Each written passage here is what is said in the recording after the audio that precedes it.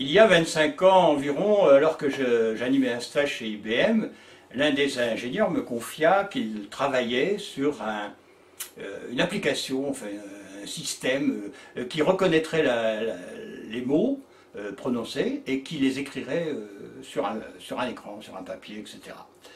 Bon, ça faisait rêver, hein, bien sûr.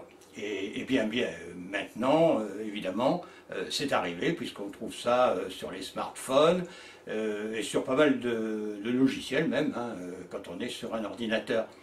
Et j'ai acheté, moi, il y a quelques années, une application qui est certainement basée sur ce système, qui s'appelle Dragon, ou Dragon en français, de chez Nuance. Je ne fais pas de pub, hein, mais simplement je l'ai acheté parce que, comme moi je suis dyslexique, ben, elle me permettait d'écrire mes textes en les prononçant, c'est-à-dire de parler à mon ordinateur et puis d'écrire mes articles. Mais alors ça commettait énormément de fautes.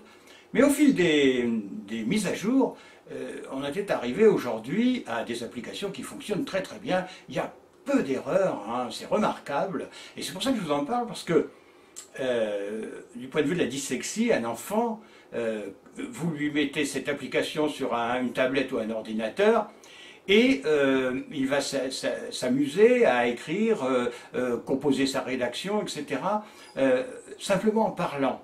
Alors bien sûr, il y aura ces déformations de dyslexique, mais petit à petit, d'abord, derrière, on peut passer un correcteur d'orthographe, c'est ce que je fais, hein, et ça marche très bien. Et puis ça va surtout lui donner confiance. C'est-à-dire que, bon, il a du mal à écrire, mais en même temps, le dire, c'est plus facile parfois. Alors, bien sûr, il faudra qu'il s'isole, il ne faut pas qu'il y ait de bruit, etc. Mais je crois que c'est un moyen extraordinaire de donner confiance à des enfants dyslexiques, et même des adultes peut-être, hein, même ceux qui ont honte parce qu'ils commettent beaucoup de fautes. Voilà, alors ne pensez pas que j'ai des intérêts chez Nuance, Dragon, etc. Pas du tout, hein.